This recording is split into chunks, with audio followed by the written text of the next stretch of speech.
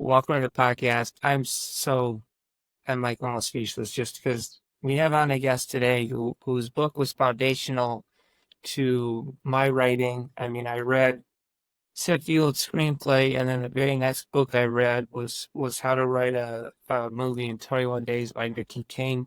Those are just foundational to me. And from there, I fell in love with screenwriting. And today we have on the author of that book. We have on Viki King. Thank you for being on the show with me.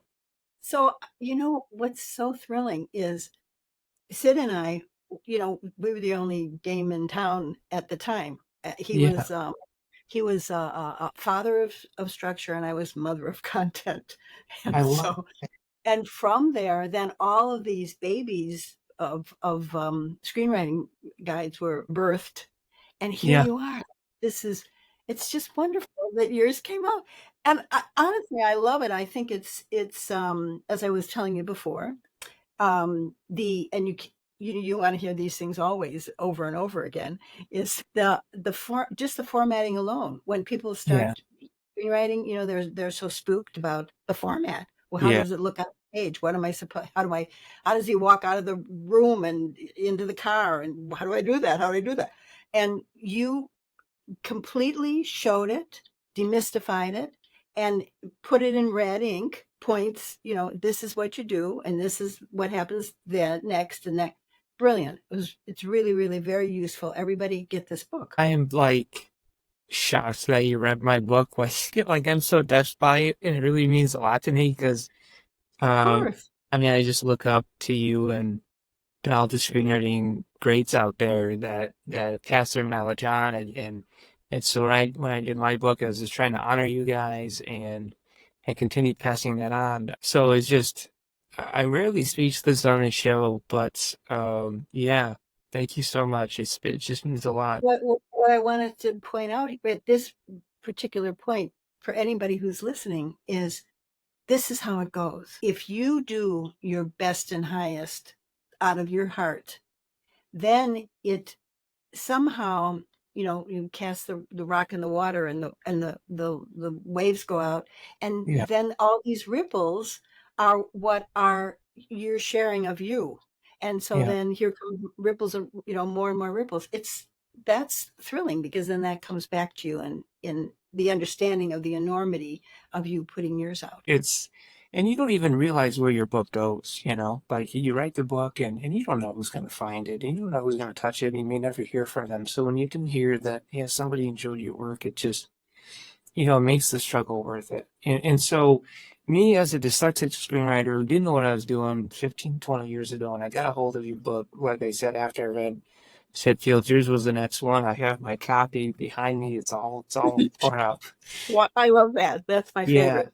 yeah, and it's just a book I love. And so what I really love about your book is you break screenwriting down into a way that if you're, there's plotters and there are pantsters, right? So if you're a pantster and you write from the seat of your pants, like your book is perfect for that person. And I will recommend it. Like if you just want to write and just sit down and write from the heart, like this is your guide that can get it. I think it's absolutely brilliant. So I was hoping you could just kind of share with us, what got you started in this and walk us through, how you created the book. I knew all my life that I was going to be writing the book that I now have finished, which is a way to show every chapter of our lives from the beginning Hmm. to the end, and what it really means underneath. And so then each one of the chapters is a metaphor for that age. And Wow. I knew that I wanted to do that. And so then I thought way back, when I started out, to open space for it in publishing, even though I Yeah. wasn't going to be ready to put it out yet until now, which is years Okay. later. And so I did was I was working on it in Greece. And I came back, I thought I got to beat it on out and go to New York City and open space in publishing. So I'm in, on by the library, the New York Library, and it's the only phone that works in all of New York. This was way before cell phone, and I'm calling all the agents, and I've got Connie Clausen. Connie Clausen is the top agent in New York, and I'm telling her, oh yeah, I've got these projects, blah, blah, blah. And she said, well, come over right away. Perfect New York agent. So Mhm. I got the car, got over there, got in the elevator, and I'm thinking as I'm going up in the elevator, she's on the 16th floor. All right, now what do I pitch? How do I want to roll these things out? And then I thought, what is the best and highest contribution that I can make with what I have now at the very tip of my heart now?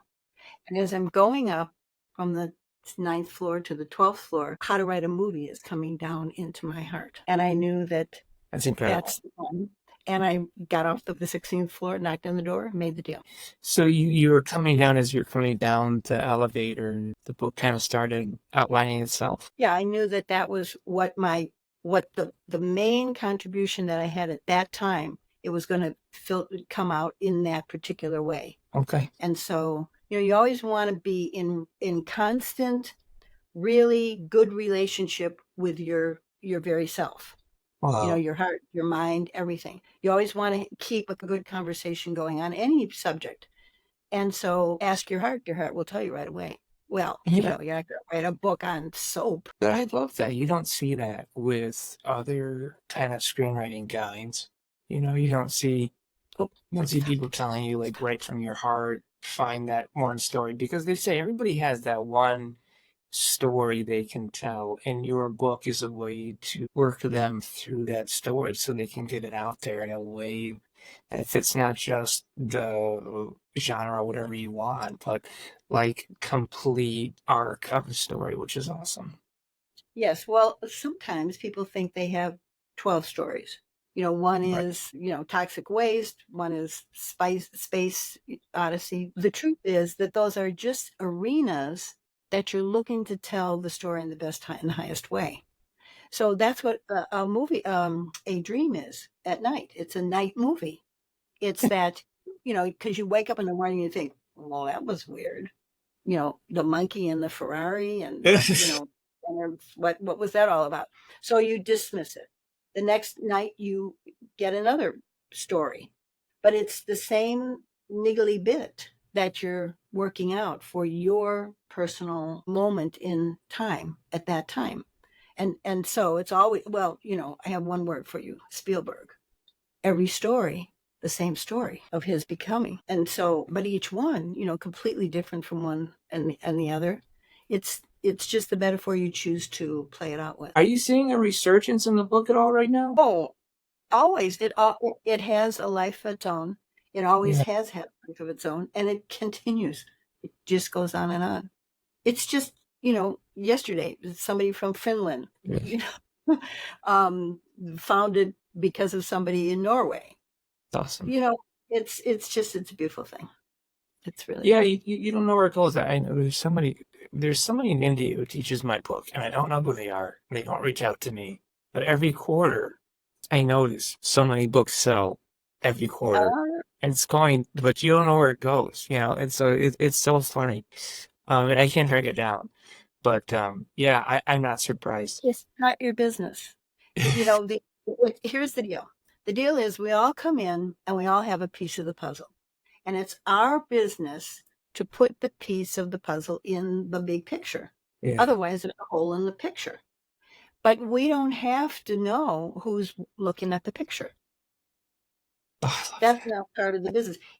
It takes everything you've got just to put your piece in. Looking at the industry now, looking at films coming out now, or even the indie industry, what kind of advice do you have for writers and filmmakers out there? Oh, this is a beautiful time. 2020 is exceptional, and everybody notices this in their life. They might not be particularly conscious of it, but if you'll notice, we're in the golden labyrinth, is what I call it, which is in a labyrinth, you go like an inch, and then now you got course correct, and then you got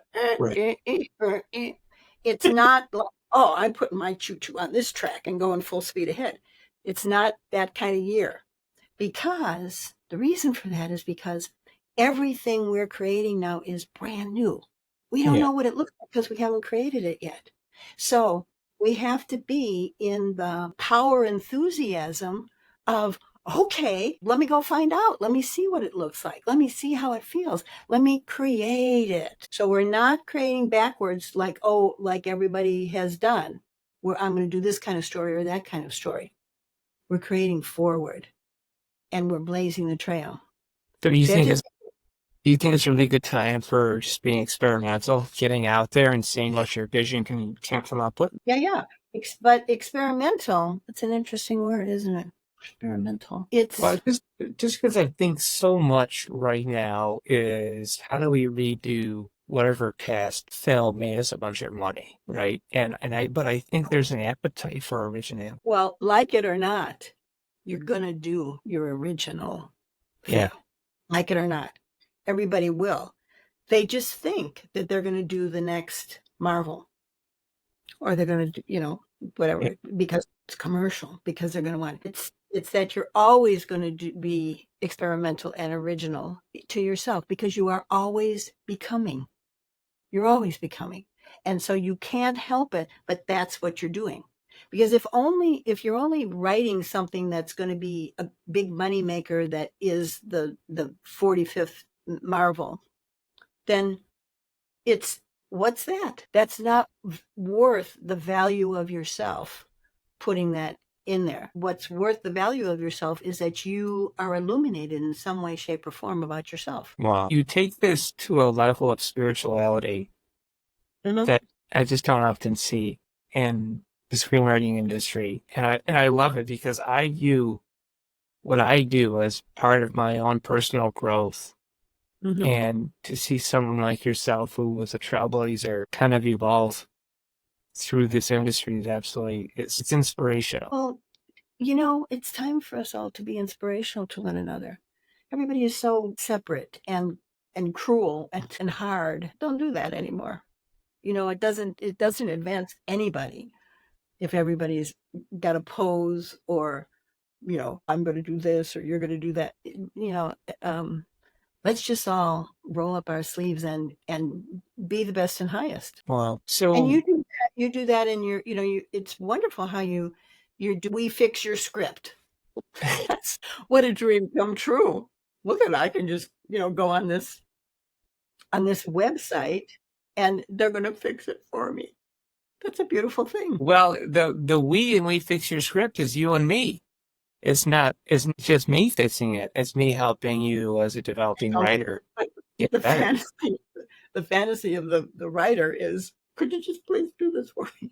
Oh my God, that is so true though. Yeah. If I just pay you enough money, can you make me successful? I literally just talked about that earlier today, about how you can't just buy your way into the industry, So the inner movie method, would you say isn't just about discovering your own way of telling stories, but really kind of discovering your heart about you, who you are as a person, the lens that you see through. So the book, actually, since you read it and you felt something about it, I wrote the book. Yes, you can write a script by reading the book, certainly, but it's not about that. It's about the person having the action and adventure of their own life. Yeah. So as you're writing a script, you are carrying yourself through that experience, and you are going through all the permutations of beginning, middle, and end, and resolving, coming to being the hero in your own life at the end. It's awesome. Is there anything, you've written some other books, right? You've written split-second stories, how the world with an open heart, and Feel It in Your Heart, Have It in Your Life. Can you tell me about those? This is really interesting.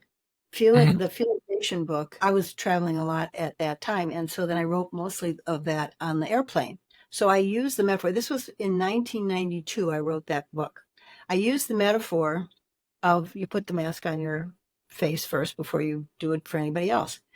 Okay. So if you realize, everybody uses that metaphor to this day, all the time. But at the time when I used that metaphor, I got pushback. Like, well, that's why did you We found the origin of the metaphor. That's awesome. The origin of the metaphor. And it's hilarious that everyone uses it now. See, that's what happens. That's what happens is when you have the guts enough to put forward whatever it is that you vulnerably want to say in the world, it will have its expanded effect. So I take it upon myself to think, well, it's a good thing I put that metaphor in there in 1992, because people now understand the concept that you have to provide for your own support, so that you can be a support to others. Wow. And that's the way to do it, not the other way around. All right. This has been an incredible conversation. I feel like I could talk to you all day, which is always a good sign. Before I let you go, Viki, is there anything I didn't ask you which I should have? My new book that's going to be coming is in the space of going out to publishers. So possibly the publisher is listening now. And this is a moment of considering all the possibilities. So my publisher can contact me. Yeah, you heard it here first. I believe in marketing for anybody, that it always comes to you. Manifestation.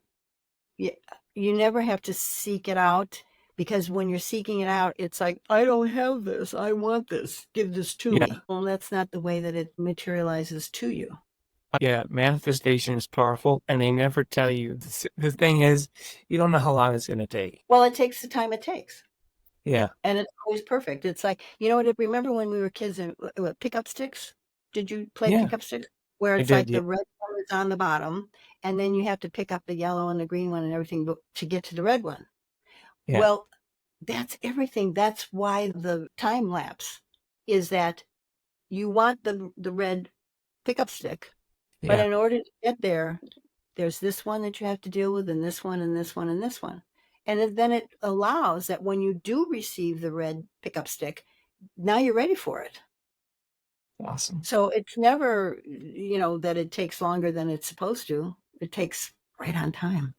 Always. The book is How to Write a Movie in 21 Days, Viki King. It's been an honor, really. Thank you so much. Thank you. It's wonderful to talk to you. Look at you. You got a good heart. I love that. I love that you're a sweet guy at helping people with their scripts. That's a beautiful thing.